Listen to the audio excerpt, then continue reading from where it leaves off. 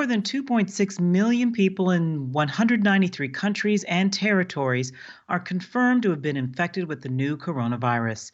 The tallies probably reflect only a fraction of the actual number of infections, as many countries test only the most serious cases, and some don't include those in nursing homes. 181,000 people have died. In a briefing within the past hour, a member of the White House Coronavirus Task Force says she doesn't know if the virus will come back.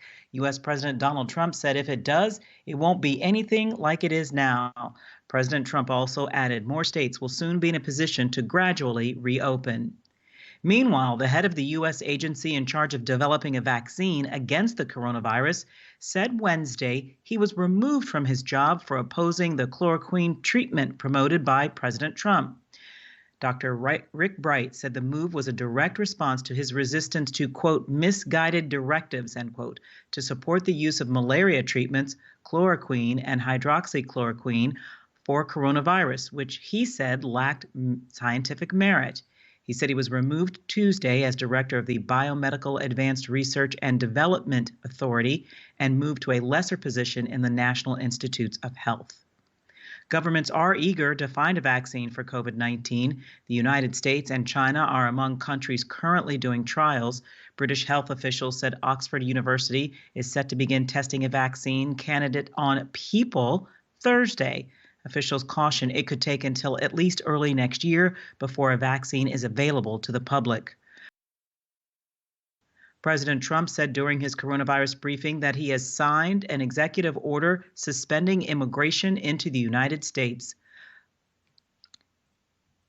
It's a move that would potentially close off the U.S. to tens of thousands of people. President Trump said the short break on the arrival of those granted permanent residency to protect the U.S. healthcare system and American jobs. Critics of the president accuse him of using the health crisis as an excuse to pursue a hardline immigration policy to appeal to his conservative supporters in an election year. France reports a decline in total numbers of coronavirus patients. The country's top health official said despite signs of improving trends, the spread of the virus remains at a high level. President Emmanuel Macron announced last week the country's lockdown could begin to be eased May 11th, even though the government has not unveiled any concrete plans yet. Dubai has welcomed 13 foreign cruise ships that were at sea, while most countries had closed maritime borders due to the coronavirus pandemic. Authorities in Dubai said 13 cruise liners carrying 29,000 passengers and 10,000 crew members have been granted entry by Dubai port authorities. They add the passengers and most crew members were flown home, 80% of whom were Europeans. None of them had tested positive for COVID-19. European Union leaders will hold talks Thursday to discuss ways to revive the economy. The coronavirus pandemic is expected to lead to a deep recession for the 27-nation bloc. Reuters reports reviving the EU's economy is a divisive issue because it concerns European solidarity in a crisis. The U.S. House of Representatives could vote on passing the latest nearly $500 billion coronavirus relief funding package as early as Thursday. President Trump hailed the Senate's passing of the legislation. He said he will sign the measure into law. The World Meteorological Organization warns record high temperatures over the past 5 years are accelerating climate change, and the COVID-19 pandemic will worsen the socioeconomic impact of a warming planet.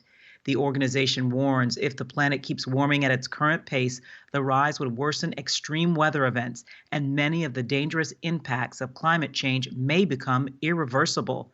They report the national lockdowns of transportation, industry, and energy production due to the coronavirus pandemic have resulted in a 6% drop of greenhouse gas emissions into the atmosphere. However, the Secretary General says the good news will be short-lived as the startup of industry might trigger a boost in emissions.